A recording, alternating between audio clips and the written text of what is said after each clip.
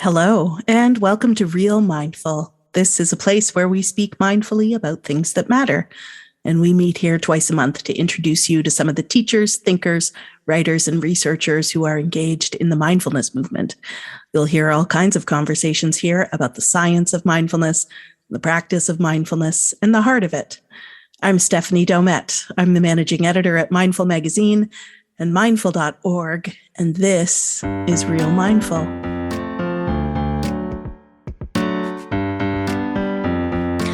Today on the podcast, something a little different in honor of the season.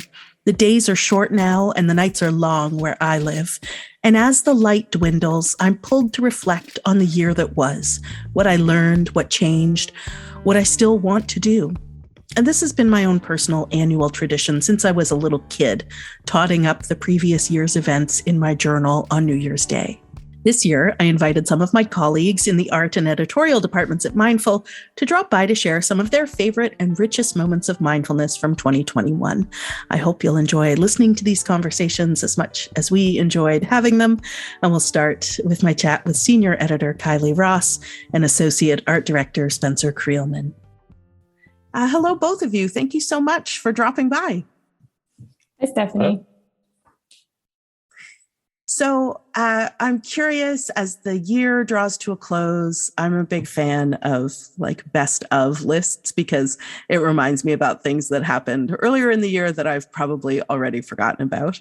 And so I'm curious to know, Kylie, I'll start with you. What is standing out in your mind from the world of mindfulness or from something that you've worked on this year for Mindful?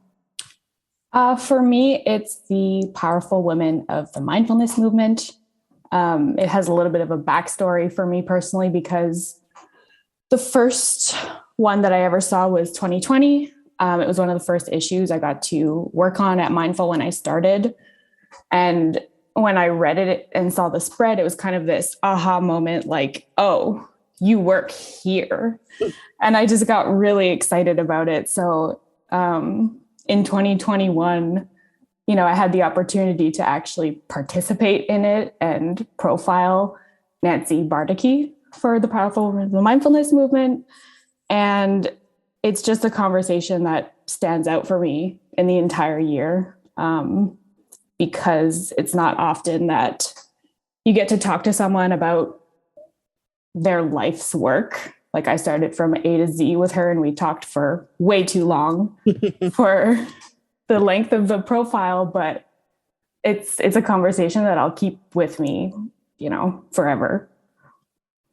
That's wonderful. Yeah. For the first couple of years, I wrote all the profiles for the Women of Mindfulness. And it was so nice to share the wealth this year because personally, I've derived so much value from writing those profiles, meeting all those incredible women and hearing their stories and hearing about, what helps keep them centered when the world starts to feel a little wild. And so I was really glad to be able to open that up to others on the editorial team to meet some of those women and write those profiles. It was great to have your voice in that mix as well, Kylie. And I'm glad it meant so much to you. Yeah, it was amazing. And I mean, having a byline with all of the editors at Mindful too, like my name up with everyone was just another kind of, oh, you work here moment for me. Oh, that's really beautiful. Well, more of that to come, my friend. And Spencer, what about for you? You're one of our designers here at Mindful. What stands out in your mind about the last year? So many things about this year have been just completely different from any other year of all of our lives. But one of the things that stands out to me about this year is actually something that's been really consistent since I started working here. And it's not very, very grandiose or it doesn't always seem very important. But one of the sections that I work on in the magazine and that you work on as well is just the top of mind section that has just a large collection of small stories about the things that are going on in the world. And that section has really kept me kind of grounded and also optimistic about everything that's happening in the world these days. And it's been a real joy to just see what's going on, that's positive, that's maybe not on like a huge scale, but that's when all these stories are put together, you can see how things are still moving, despite the fact that some of us are feeling a bit stuck this year. Yeah. And progress is still happening, and people are still being the great people that they've always been. Wow, that is such a beautiful way to think about top of mind. As you're talking about it, I'm reflecting on it too and thinking about, I think it's true what you say, like it's a place where you can read about the sort of practical application of mindfulness in so many different ways in these little stories from around the world. And I think of it as like small m mindfulness. The stories aren't always directly related to someone who's teaching meditation, but we get a chance to hear about, how people are being more mindful in their communities and with the environment and with each other and in their, their business pursuits and things that might be adjacent to kind of traditional quote unquote mindfulness meditation. But yeah, there is a lot of hope in how people are being thoughtful about how they move through this world. Yeah, and I think sometimes, like you said, with the small m mindfulness and the big M mindfulness, we kind of choose which one we're going to focus on. And oftentimes when you're looking at big M mindfulness, we kind of don't see how often small m mindfulness is showing up around us all the time. Yeah. It's been very important for me this year. Oh, that's such a beautiful reminder of the sort of the power of like small individual stories and actions. Thank you so much, Spencer, for bringing that to the table. I want to ask you both one more thing before I let you go. For me, like by about mid-November, I start thinking, why am I still doing things? Shouldn't I be curled up in a little nest somewhere, perhaps snacking on clementines and chocolates and staring deep into the eyes of my wood stove? And usually I have at least another month of work and various obligations to get through before I can make that like cozy dream come true. But the time is practically upon us. And I would love to hear a little from each of you about how you're going to welcome some rest over the next few weeks. Kylie, what's sort of top of your list for letting go? Rest. I think what I'm doing for rest right now, even while I'm not on vacation, is I've started coloring, which has been wonderful. Like mini mandalas and stuff. So I spend time staring at colorful crayons and doing that. Otherwise, I'm going to be heading home to Montreal and taking some deep rest and time with family. That sounds beautiful. I love that you started coloring. That is making me eye my own colored pencils, which are waiting by my desk, sharp and at the ready, and just need to be employed. It's a good time. Yeah, it is a good time, isn't it? Oh, I love that. And Spencer, what about you? What's top of your list for rest? December is not a restful time of year for Spencer Creelman. The winter aesthetic is really, it's my jam. So December is all about preparations and decorations and making everything really lovely so that January through February, that's when I'm gonna be able to sit back and look around me and just enjoy my armchair in the living room and a cat on my lap and drinking some coffee and watching the light play on the window. Oh my gosh, I'm totally transported to that moment. Like, I got to get a cat and an armchair by the window.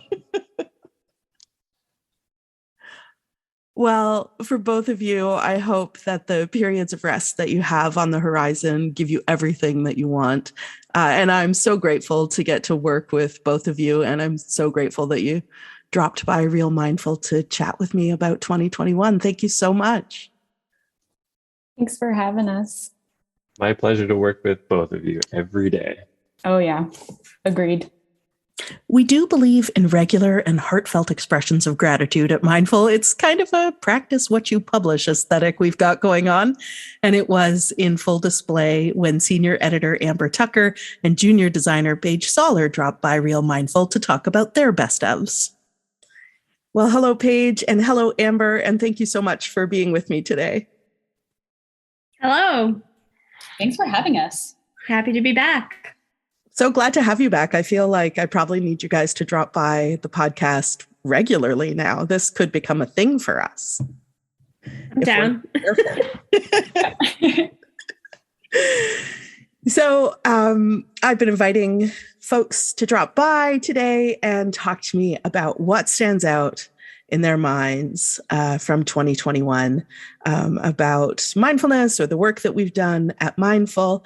And it's been such a treat to kind of, to get to hear everybody's top moments. I love picking through the year as the end of the year approaches. I've always been a fan of, top 10 lists and making my own kind of reckoning of what each year has brought. And so I'm really excited to hear what has stood out for each of you. And Paige, I'd love to start with you. What stands out in your mind from 2021 at Mindful?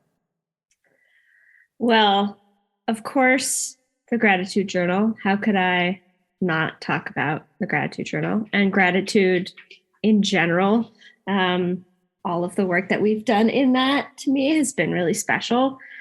And I wanted to specifically call out the essay by Jane Ann Staw. And I feel like I've read it several times and it's very touching. I feel like it captures to me how gratitude has changed the way I look at the world. All of these very small things that she talks about. It wasn't spectacular beauty that made me the happiest. Instead, it was the small moments of unexpected beauty that sent a rush of happiness through me. That is so special and has really stuck with me since I read it. And the other big thing for me that is a standout, the Woman of Mindfulness, and especially the Ruth King podcast that you did. I have listened to 4 or 5 times. She is incredible. And so many things that she said, I have written down and just repeated over and over in my head, crying is a comma, not a period. Yeah. That is so, it's so perfect for me. I'll tell you, it was that conversation with Ruth that made me pretty determined to make this podcast at all. I had that conversation with her to write a 250 word profile for the August issue of the magazine for our annual Powerful Women of the Mindfulness Movement issue. And we just had such an incredible conversation. And I thought, I cannot keep this audio to myself. Yeah. I must share this beyond our workplace Slack. And I'm so glad that you did, because every time I listen to it, there's new little nuggets of knowledge that are so like mind blowing to me that when I hear them, it touches me in a way that like podcasts usually don't. Another part where she says, I rely on a deep knowing that we belong to each other. Like that reminded me of what Amber said when we were talking about the gratitude journal. Like I feel like that again is so connected to gratitude and belonging to each other and being together. And it just fills me with so much warmth. I love it. Well, those are beautiful, beautiful standout moments from the year. Thank you so much, Paige. Amber, what is standing out for you from 2021? I definitely love the things that you mentioned, Paige, and I think I'm actually going to have to go back and re-listen to that Ruth King podcast now. The things that often stand out the most for me in retrospect are because I work a lot in the magazine. Often the things that I remember are the things in the magazine because I spend so much time with them. And one of the things I wanted to highlight was, I'm kind of going in chronological order. So we talked a lot about self-compassion this year in the magazine, online. We had lots of beautiful self-compassion practices. But for me, the one that kind of kicked it all off in the spring issue was your feature, Steph, on Nothing to Fear. And how self-compassion and mindfulness can help us to overcome fear. And I remember just reading it and feeling like it was in the what actually happened. It was not a complex story, but you brought out the complexities of how difficult and painful it can be to try to really face a fear, but then how self-compassion can help you to lift yourself beyond that. Yes. Yeah. And it really spoke to me. And also the art is really amazing. So I think that also made it really stick in my mind. And the sense of humor that both you and the design team brought to this topic. Overcoming fear, you can kind of see a little bit of humor in it once you're looking from a self-compassionate lens. Yes. So I really love that. Oh, that is so nice. Listen, I did not invite you two here to butter my bread, but I will take it. You're going to have to. Go on. Do you have more? Yeah. I'll mention one more. This is one that I worked on, and it was a pretty long project. It took quite a while, and it's one of the first feature that I've worked on with a writer rather than a feature being a book excerpt or something. And that is in the October issue called Gentlemen, about healing what is hurting in masculinity in our culture by Chris Peraro. And I was thinking that one of the reasons it stood out to me was not just because I got to have like this great working relationship with Chris, but because a lot of the stories that I work on are really science-based and really logical. And I've worked on a lot of health columns and a lot of brain science columns. And Gentlemen is really a much more emotionally rooted story. And it's really going into someone's personal history and him talking about transforming his pain into something that can heal him and can help to heal future generations, including his own sons. And that for me was just a really powerful experience. It was an amazing learning experience. And I really hope that people out there, if you're a masculine identifying person, I hope you get to read it and maybe find something in it that is valuable to you. And if you know a masculine person in your life, I hope maybe you send it to them.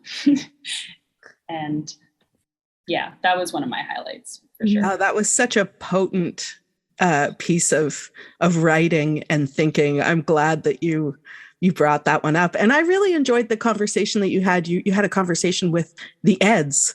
And we aired that in an episode of Real Mindful. You talked with Ed Frauheim and Edward Adams. And Edward Adams about healing masculinity. Yes. And it was a beautiful conversation. Yeah. They're the authors of the book Reinventing Masculinity. And I actually, I love that conversation. They're two amazing people. And I did not expect that to become a podcast, but I'm so happy that it got shared. Anything can happen here at Mindful. Yeah, exactly. Steph, I'm wondering what stood out for you this year in the world of mindfulness and mindful. Oh, thank you for asking me that. I realized when I was getting set up to ask all of you that question that I better think about it for myself as well.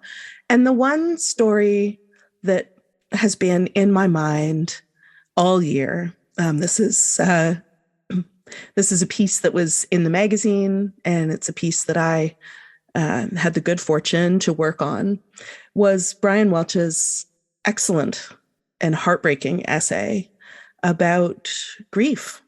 Yes. Brian is our CEO here at Mindful, and he and his wife lost their son to a drug overdose some years ago. And Brian wrote an incredibly moving, very honest, truly heartbreaking essay about compassion, self-compassion, and grief.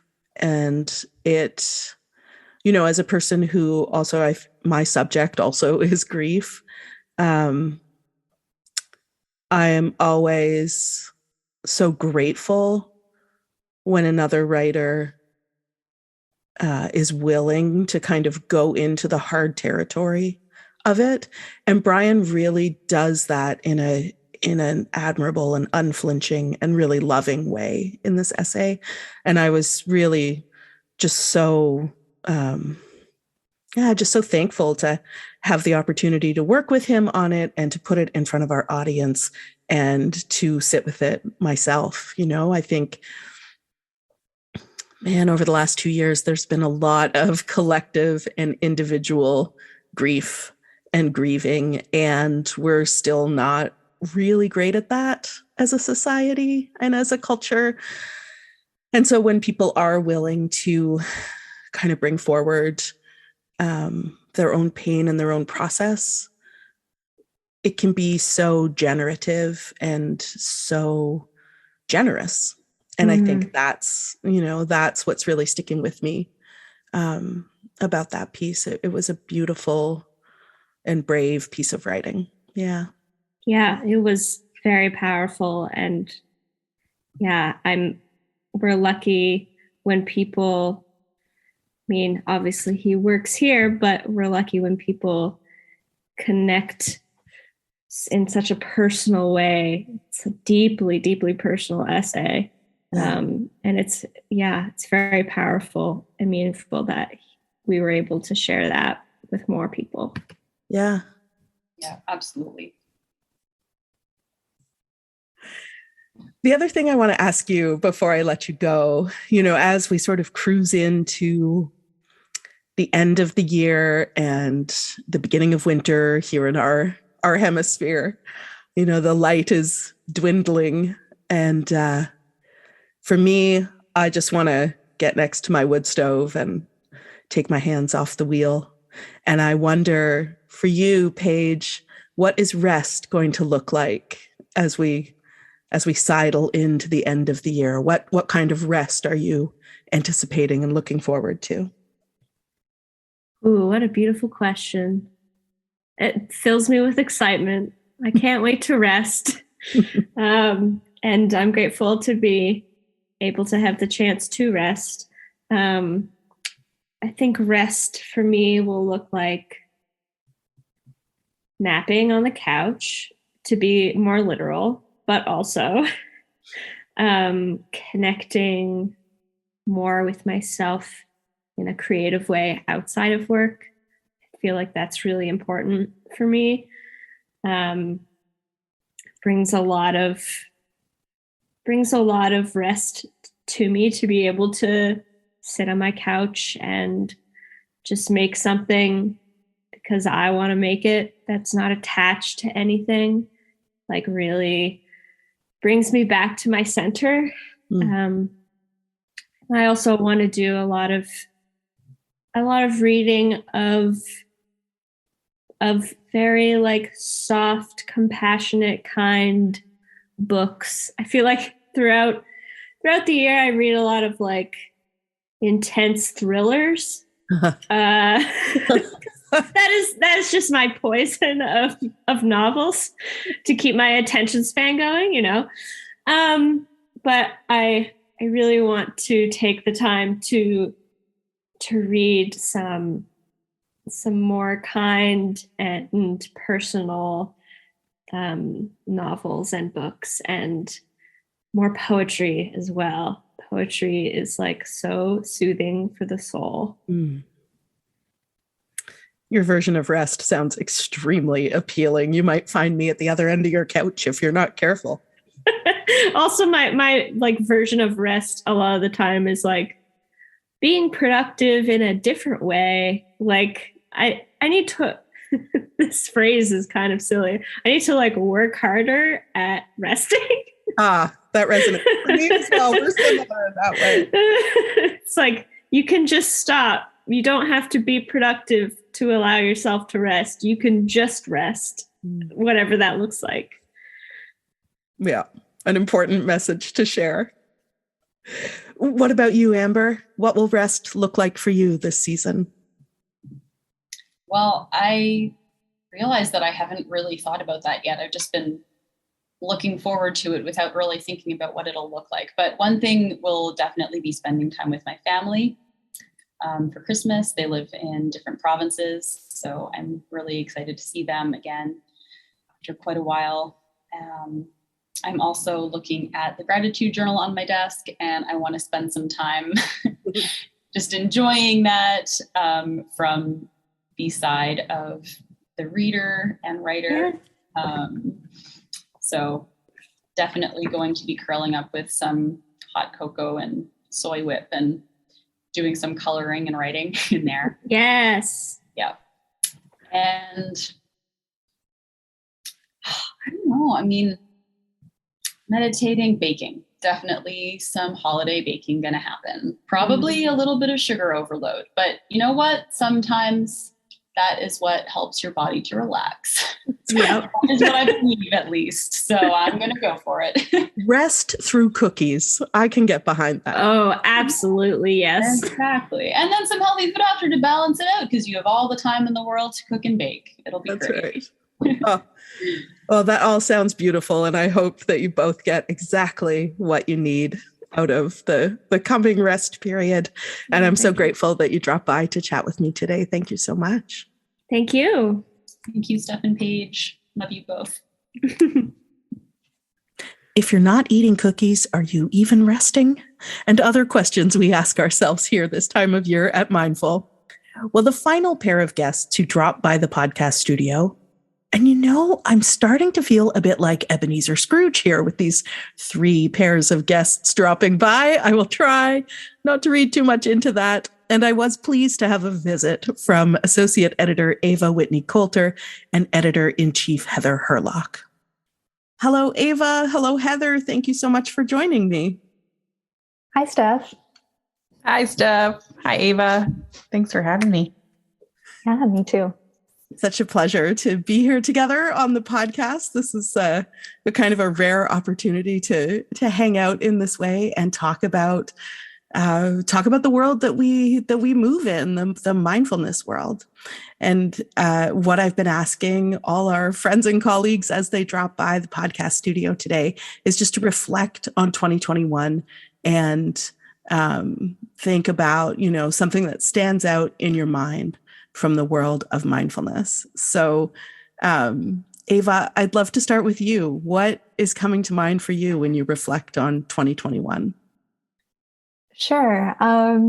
For me, I think one aspect of what we do that plays into this is the mini profiles that we include at the front of each magazine.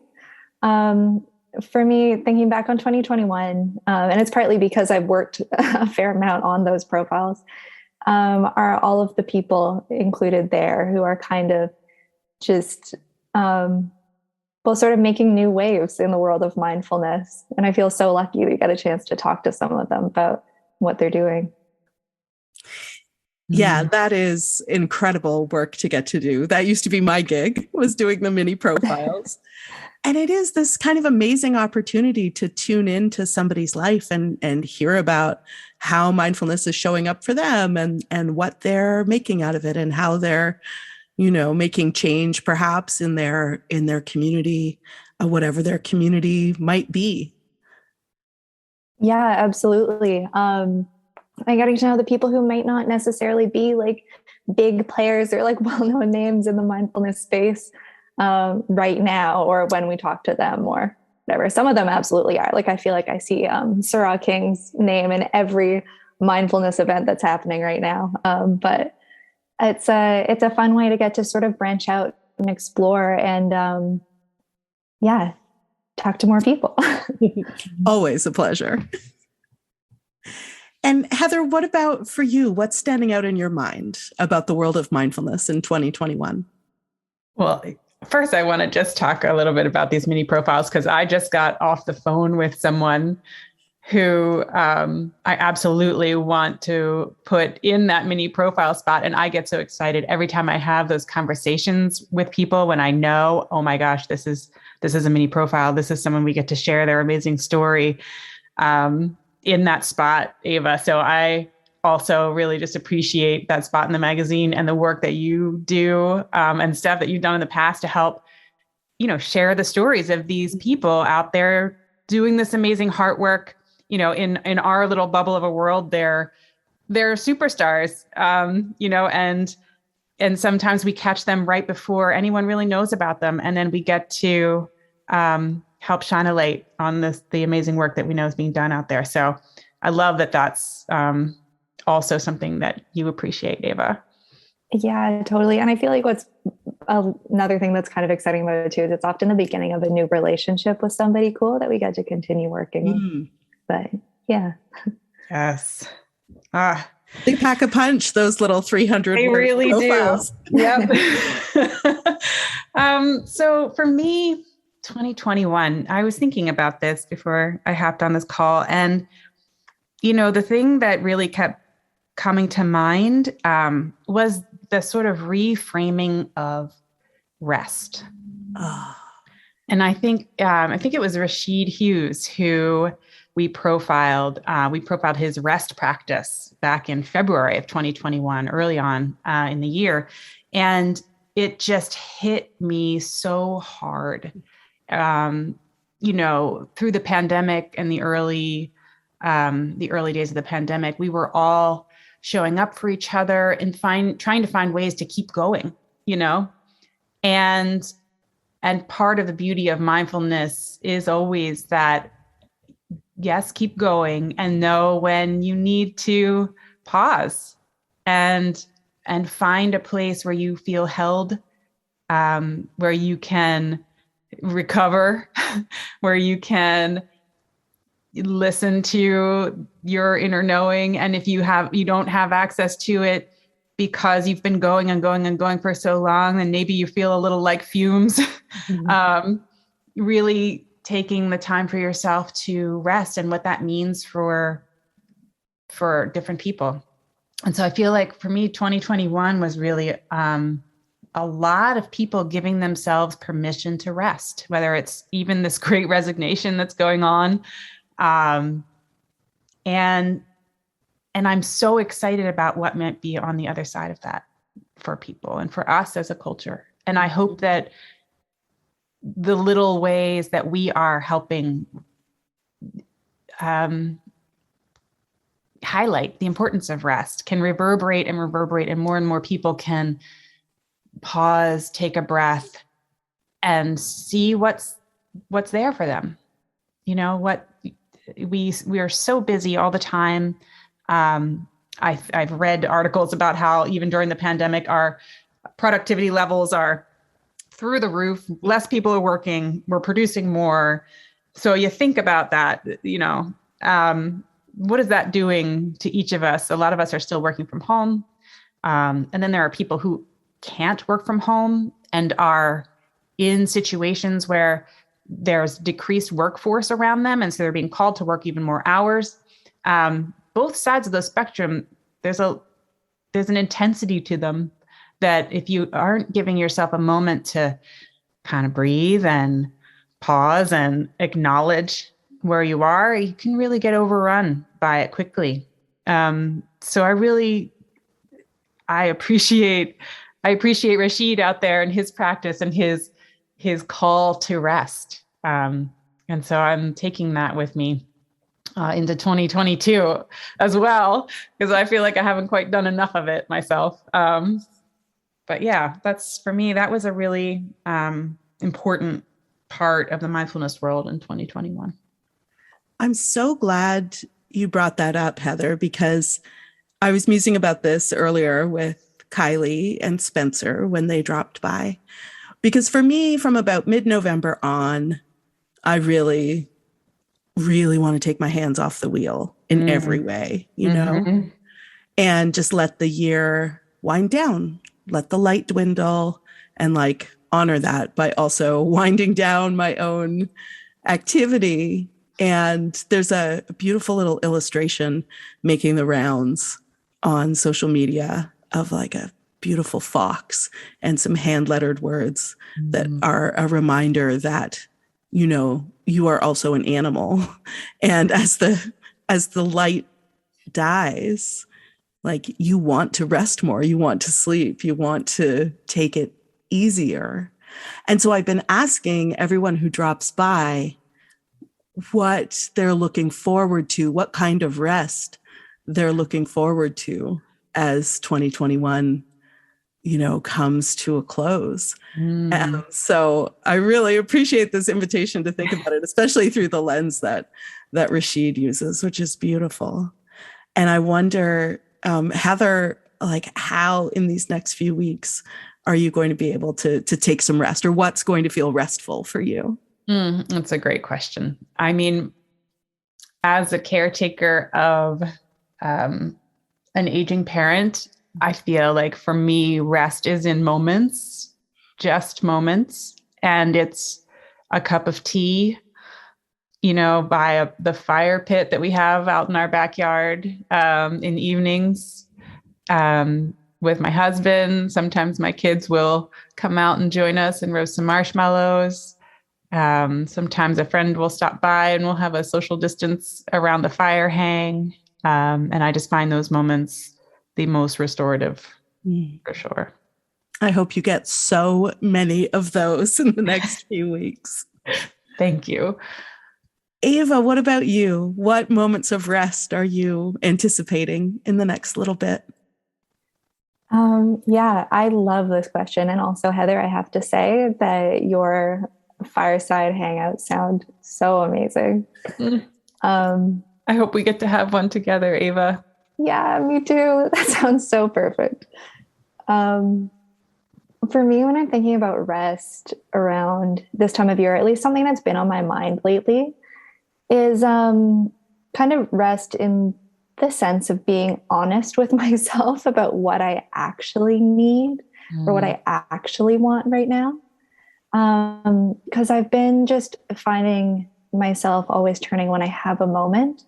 I'm putting on Netflix, or I'm scrolling on Instagram, or something. I'm finding that sometimes, particularly when I turn to social media, I'm not actually relaxed. I'm not even necessarily having fun some of the time.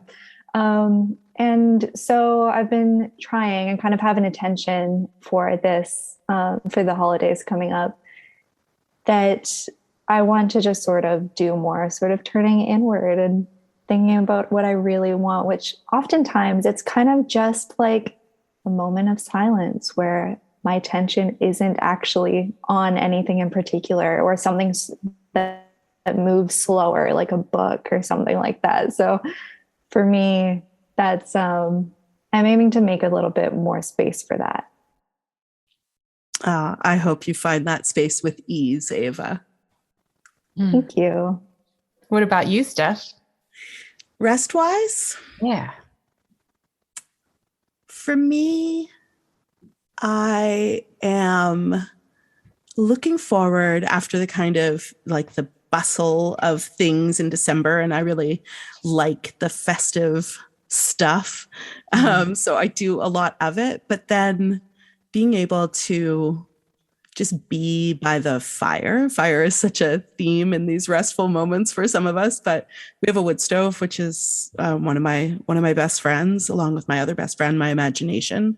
So if my imagination and my wood stove and I can spend some kind of unfettered time together, that will feel, I think, deeply restful. And then I'm looking forward to seeing my family for only the second time since December 2019. And even though it will be very active and bustly and lots and lots and lots of chat and not a lot of what I might think of as kind of downtime, there is for me a real invigoration in that kind of vital company.